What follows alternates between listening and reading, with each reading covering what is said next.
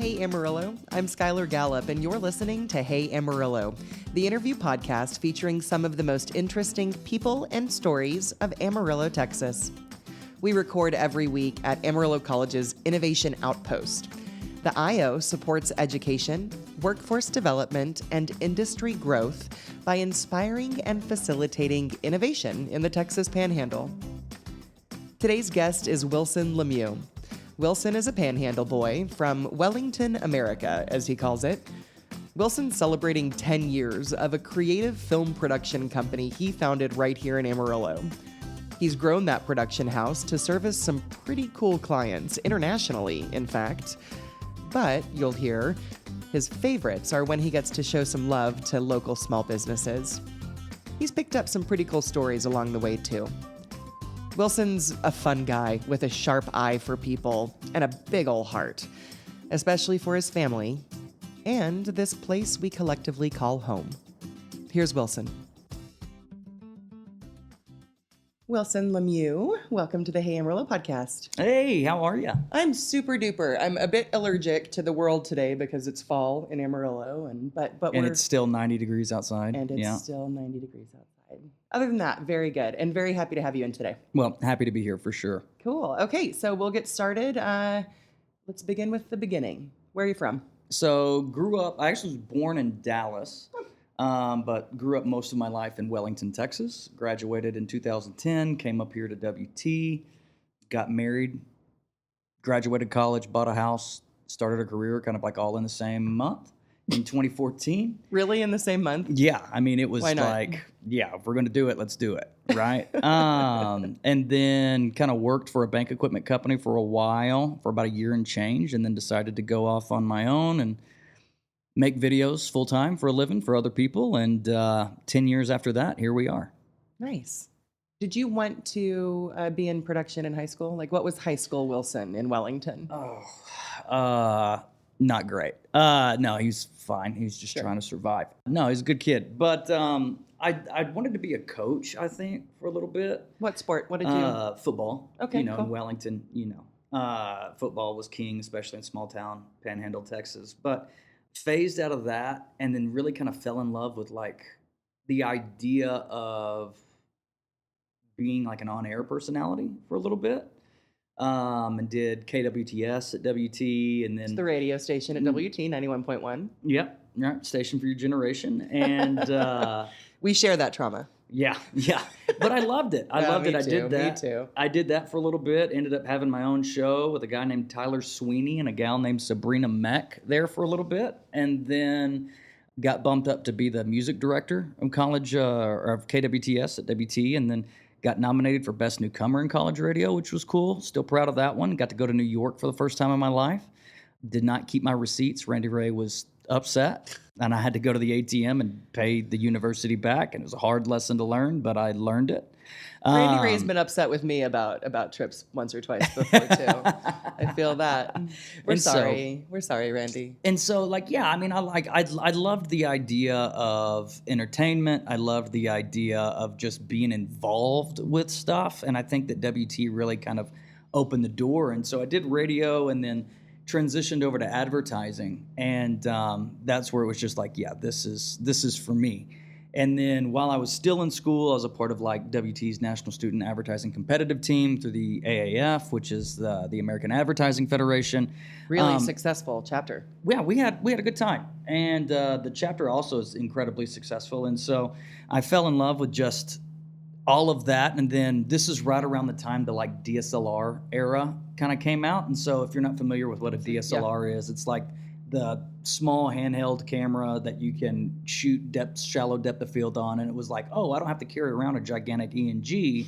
I can take this little Canon 70 and go shoot stuff. And then doing that in advertising and kind of became the video guy at WT, and really enjoyed it. And then ended up getting a bank equipment company job, marrying my wife, buying a house, I think that's how you say that.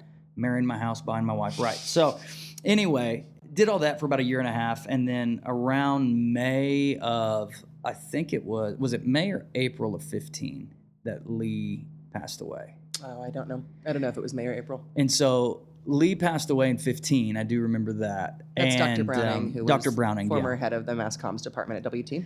And so Dustin Rathlen and I put together a funeral video. And I was like, and we were pregnant at the time with Nora, our oldest daughter. And I was like... Wilson, your wife was pregnant. Yes, Heather was pregnant, and I was supporting her. Very true, very true. And I was just thinking, it's like, if I don't go off and try to do this, I might not ever try to do it. Yeah. And I think Dr. Browning would have told me, go freaking do it, And so kind of jumped off August of 2015, kind of just took the leap and haven't looked back. And so I guess that's a brief synopsis of how we got here today with Skylar. Yeah. But and so it's been a journey. It's been a lot of fun, a lot of ups and downs, and a lot of really cool stuff, a lot of not so cool stuff. But it's been a good time for sure. A couple things I want to dig in from that. When you say you fell in love with it being advertising, kind of that, what was it that you fell in love with? I think at 19, I don't know if I could articulate it. Right? I think it was fast-paced and it was high energy and you had to be on it with it. You know what I mean? And I think if you know Dr. Browning or if you knew Lori Westerman, right, it was like such a fun combination of instructors and coaches. And, we always had like a really strong creative team on those NSAC teams. And demanded excellence. Sure, for sure. Yeah. And so it was one of those things where you felt like you were in it, regardless of if you actually were or not. But I just felt naturally good at it. I could write pretty well, and I had a knack for talking too much, but like I got to be on the presentation team, and at 19, a kid from Wellington, America, right? Like pitching to creatives from TBWA Shy Day, pitching to the heads of corporate Nissan North America in the marketing department, pitching to Aldo Quevedo, who's one of the leading Hispanic multicultural marketers in the country, and basically pitching a whole campaign to those guys. It was just like, this is awesome. It's great. And so the atmosphere, the community of it, even inside of WT's halls, it was just, it was just a cool time to be a part of it. And I don't know how else to say it. It was just really cool. And then as I progressed through my career, the strategy behind coming up with good ideas, not a come on down to Cartown or whatever. And those are great. Sure. But like, what makes a good ad? And what insights are you pulling from to not manipulate an audience, but to show an audience that they're heard and they're seen, and to serve them in that way? And I look at advertising as a service-based industry. Technically, obviously, but we were serving our customers who were then trying to provide a message to serve their customers, right? And so how do you bridge that gap between technical and the important nuts and bolts of business, but also make it palatable in a way that people can enjoy it? And, I think about, even on a local level, I think about being a kid in Wellington, America, and seeing the, Amarillo National Bank spots.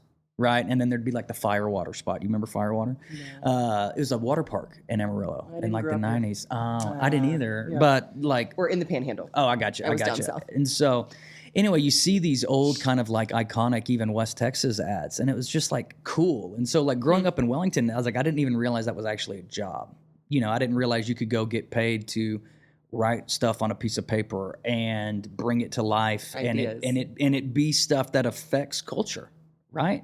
And I think that's what I probably fell in love with. I think at 19 was just whether people want to or not, they're going to see this. And so it might as well be good. Right. Yeah. And so I think I just fell in love with that aspect of being able to reach people where they're at in an advertising space. And I think that the best ads you see, national, local, wherever, are the spots that can really touch somebody. Right, I think of like old school Grey Poupon, or I think of Beef It's What's for Dinner, or the So God Made a Farmer spot that the Richards Group did for Dodge all those years ago. Like, all of those are rooted in rich research and strategy and the why behind the idea. And I think that a lot of times people think that you just sit in a room, you come up with stuff, and sometimes that is the case. I won't lie, but the best ads you've ever seen on TV, the ones that stick with you, there was so much time and energy and thought that went into every single decision, down to the shoelaces on extra 3 and frame right in a shot that's like 22 frames long. Yeah. You know what I mean? And Yeah. I think that's what I really do love about it, is the intentionality.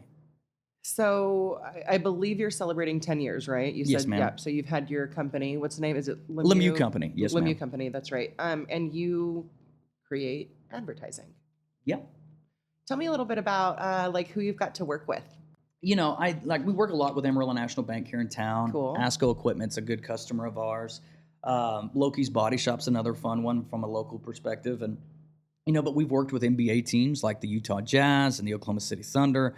Through our relationship at Asco, we were able to get a project for Hitachi out of Japan, like Hitachi Global. And I had all those folks driving around San Antonio back in April, which was hilarious, right? So Hitachi, we did a documentary here for AT&T a couple years ago.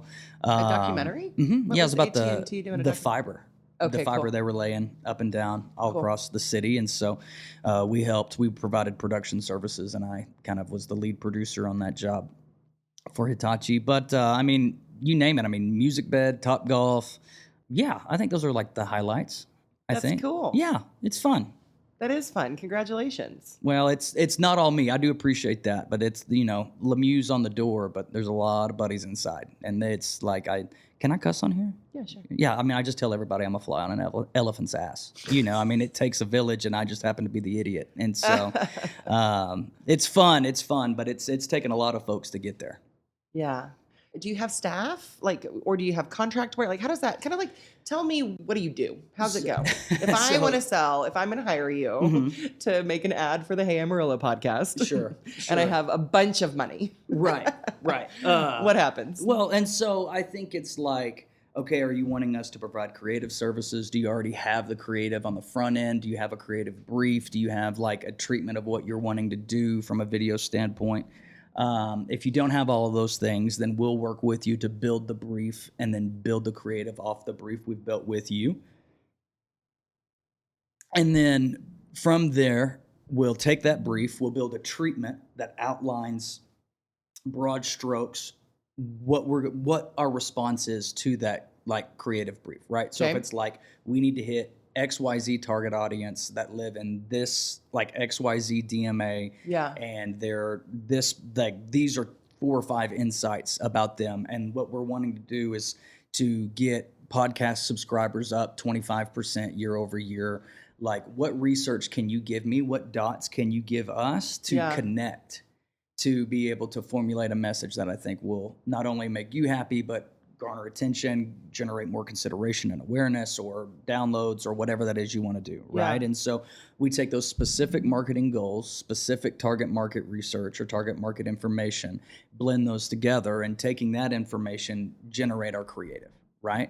And sometimes the brief is, hey, we want it to be really cool. Can you just do something that's really cool? Really cool. And it's like, yeah, sweet, we'll go do that. And then other times it's like, no, down to the minute or the second, this is what we need you to do. Mm-hmm. And it's just different every time. But I think the projects that I enjoy the most are the ones that we can control from end to end, right? And so it's like sitting with a client, having them talk about their customers, having them talk about their understanding of their customers and what their vision of what the project is going to be. It's a quite collaborative process from start to finish. And so the clients that are willing to get in the mud and to delve into that kind of creativity and collaboration from start to finish have been our favorite ones, and the ones that we've kept around the longest time too. Right, that makes sense.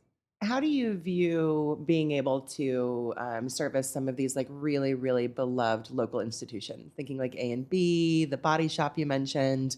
I think one of the things that we love about our community is it's a big, small town. Right. And for you to be able to provide those services. It's funny. I was on the phone with Ton, the marketing director at A&B, yesterday. And I told her the best advertising I've ever had has been the A&B commercials, because it's a really easy thing to point to on my side. Here's an example of some of the work that we do. You grow up in Wellington and you didn't pay attention to a lot of local spots, but I could always remember the fat guy, skinny guy Amarillo National Bank spots that you grow up with watching all throughout the 90s. And those really stuck with me. And then I can remember moving up to Amarillo Canyon area to go to WT. And like, I can remember seeing Amarillo National Bank spots in the movie theater, like before you'd watch a movie. And it was just like, man, like this is like they're, at the time, I think their tagline was absolutely everywhere. But you just saw them all over the place. And they had a great logo, great branding. It's like they did the damn thing, And so growing up as a kid in West Texas, a kid in the Texas Panhandle, and then an advertising student, I take great pride in being able to work with A&B and to be able to help to like bring that brand into the next generation of what that's looking like, right? While also maintaining the integrity of what it's always been. That's been a lot of fun. And then, on the other hand, same thing with like Loki's Body Shop, right? It's a small mom and pop shop. They weren't huge when we started working with them. They've grown year over year. Sometimes they say this. I don't know if it's true, but like we've helped them grow 50% year over year. That's like wonderful. It's just our buddies and our cameras and we're doing cool stuff. And it's like there's such joy, and I've done it for, we've done work for Blizzard Entertainment in New York for like their Call of Duty League. We've done work for, like we said, NBA teams, global brands, national brands, and they're all fun and they all have their own takeaways. But there's something special about doing it here for local companies, because it's like a lot of times local clients don't think that like they can do that, or that like that kind of advertising is for them. Sure. And I think I've lived in Amarillo, or in the Amarillo area, for about 15 years, and I hear so many times of that's too cool to be in Amarillo, or that doesn't look like it should be in Amarillo, and it's like BS, dude. Like we're not limited by the Texas Panhandle. We can do anything anybody does, and I'm not even talking about just production. I'm talking about like, okay, cool. We've got the best setup we can have here in Amarillo for us, and we're just continuing to grow. And I think that you're seeing a lot of people in town reject the mentality of it's good enough for Amarillo. It's either good or it's not, right? And I think being able to give a customer here locally a really good commercial, it's small in the grand scheme of things, but it feels really big to me. And it's really fun to be able to do that and provide that service for a customer who maybe didn't think that they'd be able to do something that looked that way on TV. I think that's really insightful. And I think there's kind of maybe like a reworking of the conversation, or like the mental disposition of, oh, we don't deserve that. Sure. And I think it's really heartening to hear more people kind of start to say like, no, Amarillo's great. Yes. It's a great place to be. We have great opportunities. We've got, institutions that are working, across their various silos to solve problems, and people are doing the thing.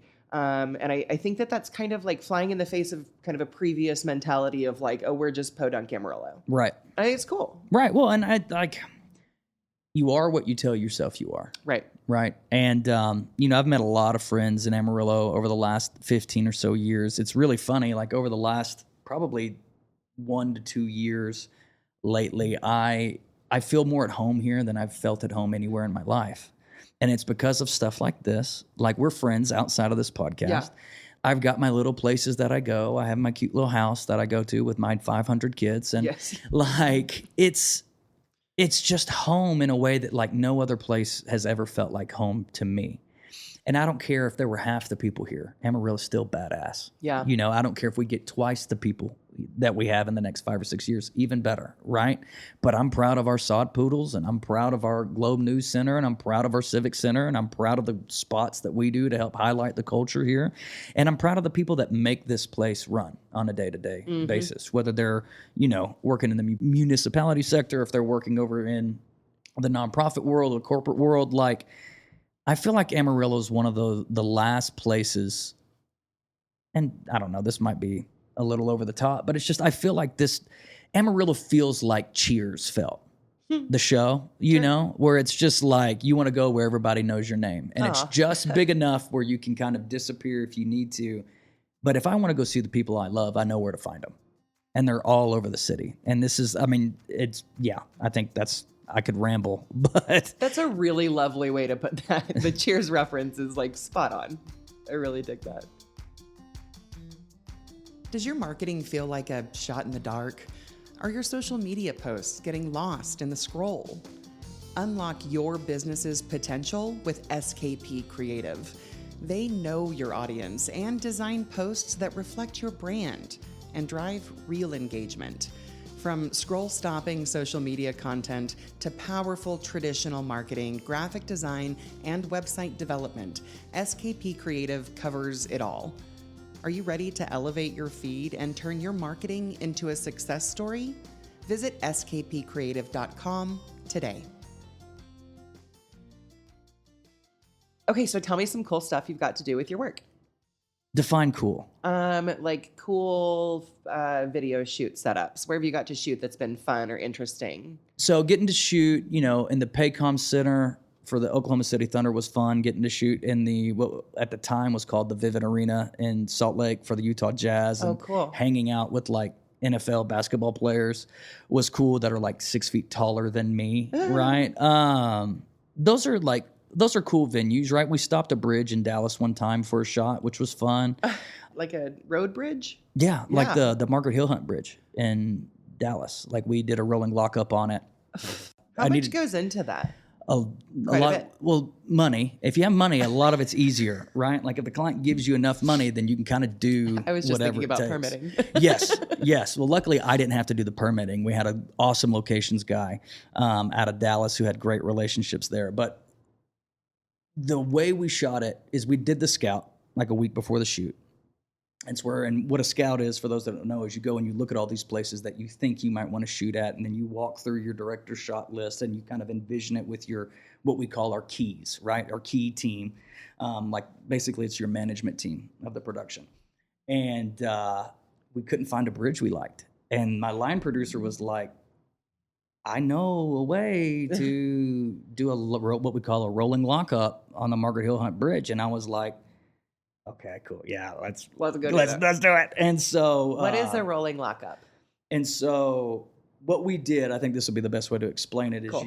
We took it was an 18-wheeler carrying a big like case backhoe, which is like a big tractor type thing on it, and the cops would come up, they'd stop the traffic, we'd fly our drone out there, the truck would position itself, we'd call action.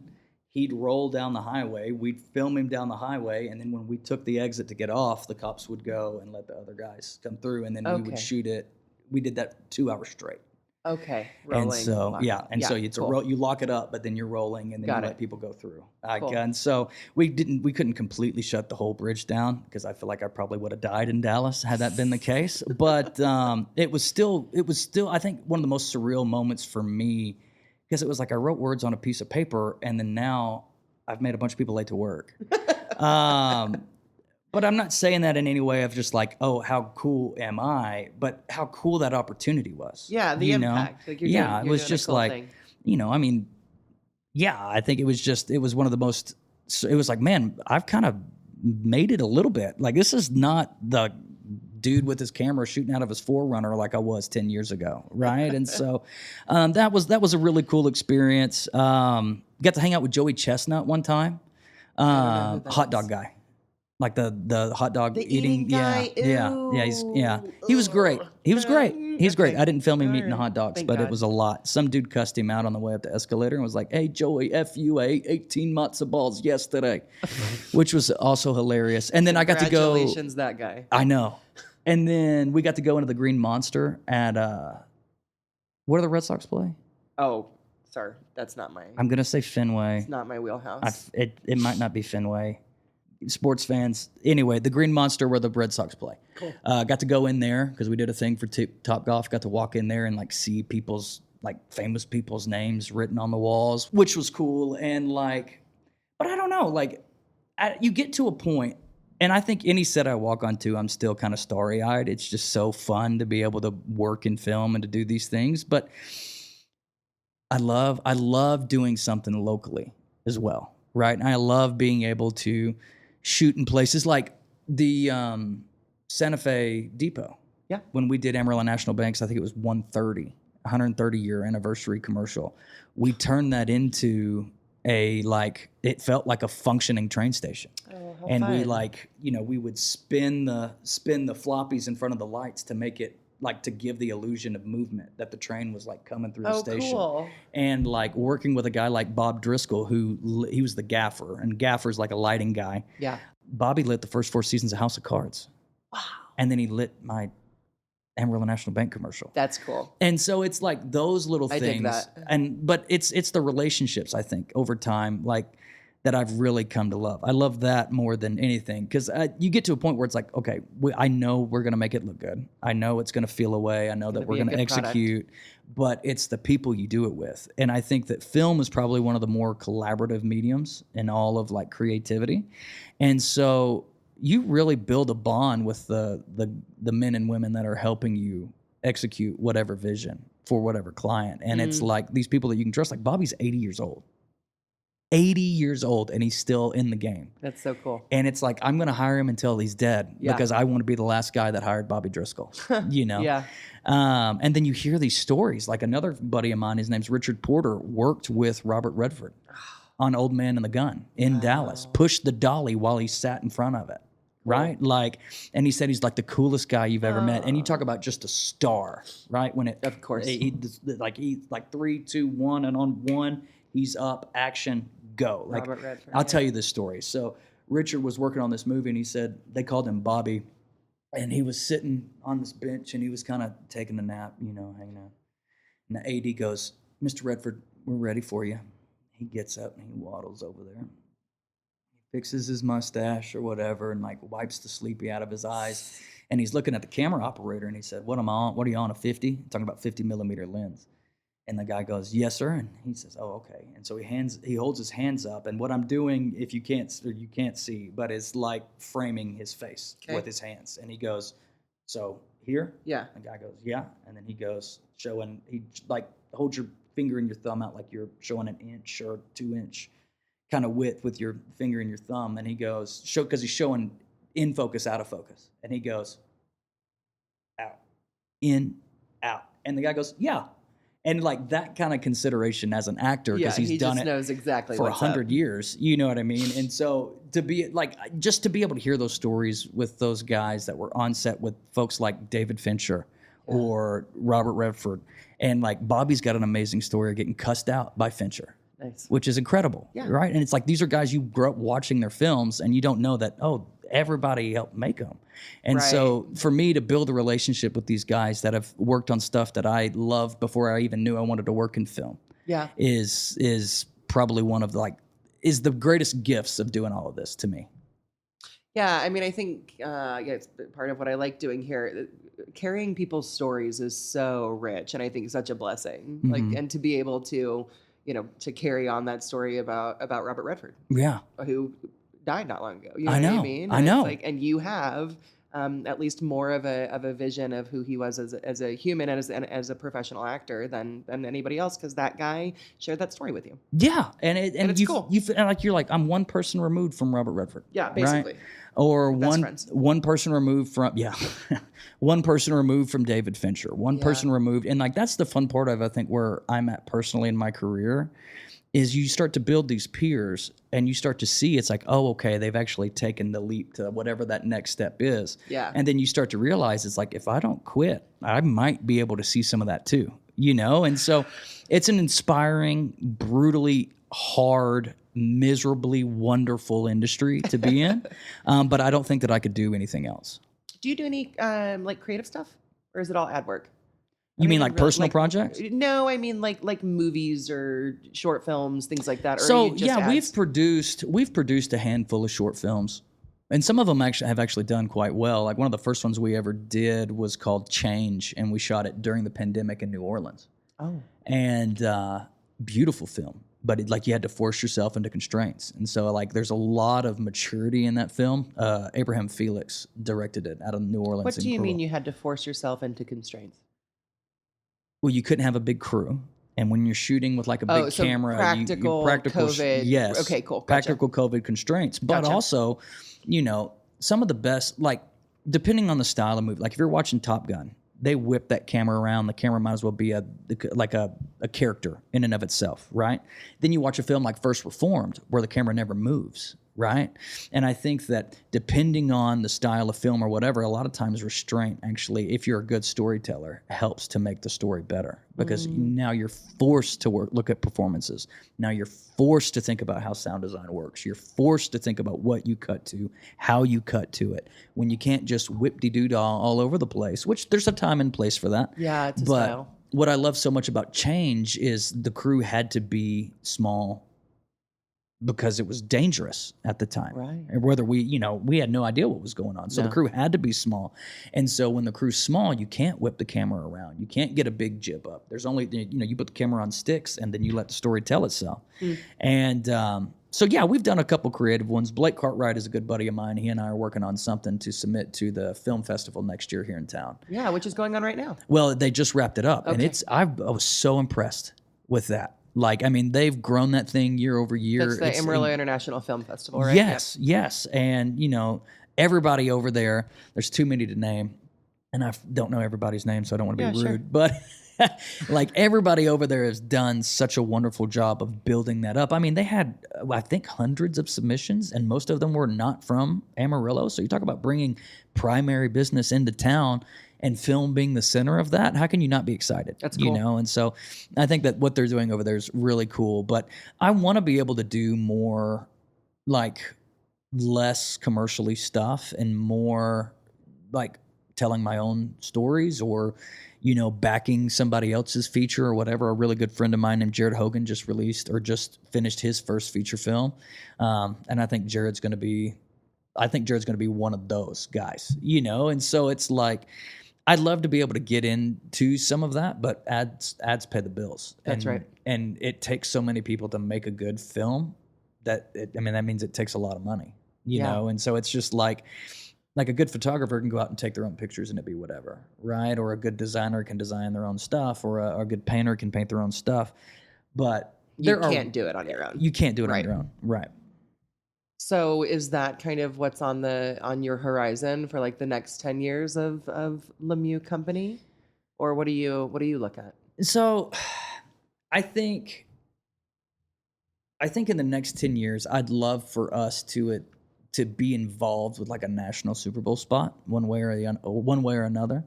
Very specific goal. Yeah, I dig it. But it's not going to be one of those things like if I don't do it, I'm okay. Like I'm okay. But I think if we're going to shoot for the moon, let's shoot for it. Of course. But just consistency. I think being able to get to a point to where I might have my hands in the day-to-day less and be in a spot to where I can focus more on growing the business and owning the business, but still being involved in the creative where it makes sense. Like, I don't think I'll ever be able to let that go. But at the same time, over the last year or so, I've kind of come to a point where I'm no longer allowing my work or my career to be the sole identifier of how I measure my own happiness. And I think for a long time, I let that happen. And it all starts off as a good thing. It's like, well, I need the business to be good so that I can take care of my family. And then I have to, it all has to be perfect. And it never is. It's never perfect, just specifically in creativity. Right. But, over the last year or so and change, it's like, if nothing changed from the way that this year's gone, from like last September to today, and it was like that every year, I'd be happy. Yeah. I'd be happy. Yeah. And so, like, yes, I have long-term goals. Yes, I have stuff that I want to do and accomplish as a professional. But, like, I want to be a really good dad. I want to be a really good husband. I want to be a really good friend. I want to be a really good member of the community first, who also can make the hell out of a commercial if you need him to. Yep. And I think for a long time, I need to be the best commercial boy that there ever was. But now it's just like, man, Amarillo's home. And as long as I can continue to live here doing what I do, I'm going to do that. And I don't care what that looks like. Well, and I also don't think it's bad. You know what I mean? Like, there are different seasons. And sometimes, I think it's important for us to hustle. Yes. We hustle for a while. Yes. And you get to where you're sitting here talking about 10 years of successful, work with your company. And then I think it's okay to go like, okay, like, let's put the hustle down for a minute and sit in what we've built, in fact. Right. Like you said, there's a season for everything, right? And like, I feel like I'm by no means trying to like rest on the laurels Of course. of my own success or whatever that is, whatever limited success that's been. But it's just like, Wilson, care more about the Minecraft video your kid's showing you than at least for 10, 15, 20 minutes a day than you do about the shot list or whatever else is going on for whatever spot. They're both important, but to my son, he doesn't care. He doesn't care about the contract. He doesn't care about the shot list. He doesn't care about Bobby. He doesn't even know who Robert Redford is. He cares about this, and this is the most important thing. And to be able to allow myself to not make work the most important thing, I think is good. But it's 6 of one, half a dozen of the other. Because the minute you start playing around too much, now all of a sudden you lose your means of. That's right. So it's tricky, especially being a young parent. It's Yeah, tough. I was going to say the thing about those kids is they grow up. Yeah. So I have a 16-year-old son who is every bit of 16. Oh, God. But, when I started my business, he was 4, 5, maybe tops. And, he was at the first set where I could ever hire somebody. Oh. He's worked with Bobby. Like, he's wrapped cable and put sandbags into trailers and worked like a 12-hour day and, been there when I'm freaking out because we don't have X, Y, or Z for the commercial. Right. And it's my fault that we don't have it or whatever. Of course. But I can remember when we very first started, and we hadn't even had Nora. We didn't even have Nora yet, and we had one car, and so Heather would drive me all the way to Amarillo to my little office, and then she'd drive all the way back to Canyon, and then they'd come pick me up when I was done. And one time, and I think we'd sold. It was like the first job that I'd sold that was like over $1,500 or whatever. And Heather went and bought me some like beard oil because it was 23, 24 years old. It was not, I thought it would look great, but it wasn't. But they came and picked me up, and they did this like sweet little thing for me. And then we went to go eat at Chick-fil-A, which was like a big deal, right? Like, we needed people to hamburger help us. Like, going to Chick-fil-A was not the move. Not actually the cheapest. And so, but we went, and I can remember Madden sitting there, and he's like getting the ranch off his fingers, and he's smacking, and he's like, "Dad, you should work at Chick-fil-A because you could actually hire people." And like years later, he's been on sets where I've had 50 people working for us, and he's out there in the mix with all of them, telling everybody, "This is my dad's company," and like have to get onto him, but for that kind of stuff. But like going from there to that, and then all of a sudden he's 16. And now I'm not cool at all. No. I'm actually a loser. Total loser. Skibbity loser. I don't know what they say. That's right. 6'7", right? All but cap. And so I think about, I've got a 16-year-old, a 9-year-old, a 7-year-old, and a 5-year-old. And Madden was Alden's age when I started this, and it just feels like I blinked and Madden's 16. He's going to Tascosa, and he's buying my old car from me, and he doesn't have time to listen to any advice I give him or any of that kind of stuff. And it's natural, as a 16-year-old does. But like raising him at such a young age, and then there being that gap between the oldest and the youngest, it's just like, okay, I can see in real time how fast this moves, and has really helped me, I think, to be a better dad over time because of just the things I've been able to learn with my oldest one. And you're right, like they grow up and then it's done. And it feels really weird to be 34. I'll be 36 when Madden graduates high school. Like, we grew up together. You know what I mean? And so I tell him all the time, like, I learned more about being a good dad and being a good man from him than he might ever been able to learn from me. And so anyway, I don't know how we went on that tangent, but here we are. I'll share, as the child of a business owner, the lessons that I received from watching my dad struggle and stress and worry and succeed and work his butt off, and all of those things are, I think, invaluable. And so I think, listening to that your oldest son kind of grew up on a set with you, watching you make those mistakes, watching you hustle, watching you get to a place where you're hiring 50 people. Those memories and experiences are so valuable. Yeah.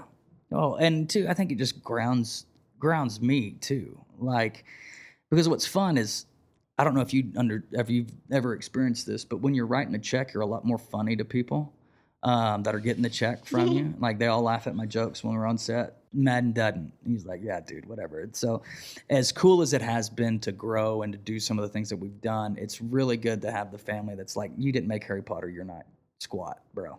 Like, you know what I mean? It's like, Yes. cool. Like Nora asks me all the time, why don't you just start making movies? And it's like, well, Sweetie. to make money to make movies, I've got to be in a much different place than I am right now. Like just from a like funding and all that other kind of stuff. It's just like you don't just decide to make a movie and get rich. And it be Harry Potter. And it be, yeah, you know, like that IP's already kind of spoken for. So, but anyway, yeah. So kids are crazy. Owning a business is crazy. Life is crazy. But I'm glad we're doing it here in Amarillo.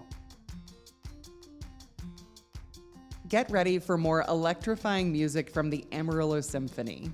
In October, they'll be performing the very dramatic piece that we've all heard in the movies called Symphonie Fantastique, and will also feature the Lubbock native Fiona Shea on violin. In November, they'll take us on a cosmic journey with Holst's The Planets, with singers from WT and Canyon High School, followed in December by the beloved Happy Holiday Pops concerts featuring Annika Spalding from the Little Theater. With performances throughout the year, there's always an exciting experience waiting for you. Don't miss a single note. Visit amarillosymphony.org for tickets. Okay, I'm back with Wilson Lemieux. Wilson, this is the part of the show we like to call 8 Straight. I've got 8 fast ones for you. You can answer them however you want. Okay. All right. When you think of Amarillo 10 years from now, what do you hope for? That it's still Amarillo. And I don't necessarily mean that it's bigger. I don't necessarily mean that it's smaller. I don't necessarily mean that we've got X, Y, or Z. I just hope that Amarillo still has its soul in 10 years. And I have a feeling that it will. Mm. Other than wind, what does this area have too much of? Dirt. Full stop. My allergies currently agree with you. Very, very much so. That resonates. So what does this area not have enough of? Awareness of how great it is. And I think, I could cry. Like, we talked about this earlier. It's just, this is good enough for Amarillo, or this will do for Amarillo, or that's good enough for the gals we go for. I've heard that. That's a fun one. Amarillo doesn't brag on itself as much as it should. Yeah. And sure, we might not have the stuff Fort Worth does, but Fort Worth kind of wishes they were us a little bit. I don't know if you've seen the cowboy hats all over the place, but it's like, I'm going to get my ass kicked for that one. But anyway, that being said, like, we are the Wild West. Like, this is for real the Wild West. Totally like the dig clothes on your back, the fuel in your car, the food on your table. Across the country, that does not happen without Amarillo. And even outside of what we're giving to the world on a daily basis, the people here are just so great. And I think that we've got so many different kinds of great people, from all the culture that's happening down there on the boulevard, to all of the growth that we've seen over the last 5 or so years, to the creative stuff that we're doing in town, or the photographers we're seeing, or like, you know, the Hoodoo Mural Fest, like all of those things, like, we know, right? But I just think that there could be more of Amarillo knowing how badass she really is. Yep. What's your favorite local building? Santa Fe building. Yeah. It's beautiful. It's beautiful. Favorite local restaurant? That one's tough. It so love OHMS for lunch. Love OHMS for dinner too. But OHMS for lunch is like its own vibe. To me, that's like the most Amarillo restaurant at lunch. Okay. And then I hang out at this particular like whiskey club, and then we'll always kind of like get up and walk over to like Nomad. That's right there on Polk. It's like right next to the bar field. So like a night with the guys going over to Nomad is always a lot of fun. I always enjoy that. And then Crush, you can't go wrong with Crush either. So I was so glad to see, the Nomad location on Georgia closed. Yeah. Yeah, it's a bummer. And so I'm hopeful that means that the downtown location is doing well, because they make some good pizza. Oh my gosh. No, it's great. And you talk about a place that feels like Cheers, like those folks. It's so fun to walk in there, and you get your wings and a wedge salad and slice of pizza, and you're just set. And so more casual Nomad, good lunch over at OHMS, and then if you're going to go on a date, I go to Crush. Nice. How do you describe Amarillo to people outside the area? Home. I have the pleasure of being able to bring in a lot of out-of-town people to help me do in-town jobs. And whether they're from Charlotte, North Carolina, or sometimes LA, sometimes New York, sometimes even Oklahoma City, they get to experience it. And they don't comment on the landscape. They don't talk about the canyon as much. They don't talk about the big cowboy. They don't talk about Cadillac Ranch. They always talk about the people. And I think that the best way that I could describe Amarillo to other people is it's just home, and it feels like walking into like your grandmother's house for Thanksgiving. That's what it feels like to be in Amarillo, in one way or another, anyway. Yeah. What's the most underrated aspect of living here? That it's little. I think a lot of people talk about what we don't have, but I think it takes me 15 minutes to get my kids to school, and if it takes like 20 minutes, I'm like, what are we doing? You know what I mean? Guys, come on. Like, cycle through that light a little bit faster. That's right. But this is a town where I can be friends with city council members. Yeah. And be friends with like 22-year-old kids just trying to make it to do film. And that same city council member is going to treat me the same as he treats whoever else, or she treats whoever else. And then they're going to treat that 22-year-old kid the same way too. And I think that that is the most special part about Amarillo. It's sure that you've got bad eggs. You've got bad eggs everywhere. But what I think that Amarillo doesn't think it's too big for its britches. Like, we fill them out just fine. They fit. Yeah, they fit perfect. Like a good pair of Wranglers or Levi's. It's just, I don't know. Like, I don't feel like there's a lot of pretense to Amarillo. I work in a very vanity-driven industry. Sure. Right. One way or another, it's got to look good. I'm literally getting paid to make somebody look cool, good, funny, whatever, to maximize the perception of whatever that person looks like. And this is not a knock on Dallas, but we ain't Dallas. You know what I mean? Thank the Lord. We ain't Dallas. And our tagline on our shirts is, we ain't from Hollywood. And I'm proud of that, right? Yeah, it's like, cool. No, we're from Amarillo, and by God, we're proud to be here. And I think that that's the kind of mentality that you see around at least the people that I love the most here in town. It's like, hell yeah, we're here, and we're going to make the best of it, and we're going to make it as good as we can, and we don't need all the bells and whistles, right? What we have here, I feel like, is a true gem on the high plains in a way that you just don't see it. And I think that the same thing can be said for all of the little towns in the Panhandle, from Wellington, Clarendon, Canadian. It's just good folks, good folks, and I'm just proud of that. Yeah, sometimes I think it's a tough needle to thread, in fact. You've kind of enumerated both sides of that coin, in that, one, the frustration around people saying, that's good enough for Amarillo. And the other side of that coin is living into kind of our humility and some of the smallness and some of the kind of quaintness, Right. Well, and I think the way you thread that needle is, no, we're going to give you the best, but we're not going to tell you how good we are. We're going to let you have the best, and we'll let somebody else tell you how good it is, because we won't. We're just going to give you. Or something. Yeah, we're going to give you our best. Like my grandfather always used to say, if you were worth a damn, someone else will say it. Right? And I think that is the mentality of Amarillo in a nutshell, is we're worth a damn, somebody else can tell you, but we're just going to be good to you while you're here. I like that very much. When was the last time you went to Paladero Canyon, Wilson? Last fall. We always try to take the kids in the fall because it's chill. Dude, I had 3 under 6 years old for okay, that's fair. You know what I mean? Yeah. And so Heather, I rescind my shade. Heather's a big canyon gal. Okay. I tell you that. Heather loves going to the canyon. I'm wearing skinny jeans. I'm not as much of an outdoorsy guy, unfortunately. You just play one on TV. Well, yeah, sure. But anyway, yeah. So we go when we can. Heather goes more than I do, but I'd say it's probably been about a year for me. Yeah. Also to note, we've spent a whole lot of time talking about you, obviously. Your wife is infinitely cooler than you. Agreed. Hard stop. That's it. Yeah, she's great. All I'm trying to do is be worthy. Good. That's all I'm trying to do is earn my keep over here. Keep it up. I don't know if you've ever heard about kicking your coverage, but I've done it. I've done it. Wonderful. All right, that concludes the 8 straight questions. I like to end, Wilson, by asking my guests to endorse something. So what would you like a listener, if they don't already know about, have experienced, give something a try, what would you endorse for them? I thought about this. I was reading over the questions last night, and I still, there's just so much to endorse. What's coming to mind presently is, when I first started, one of my first customers was Dyron Howe at Snack Pack for Kids.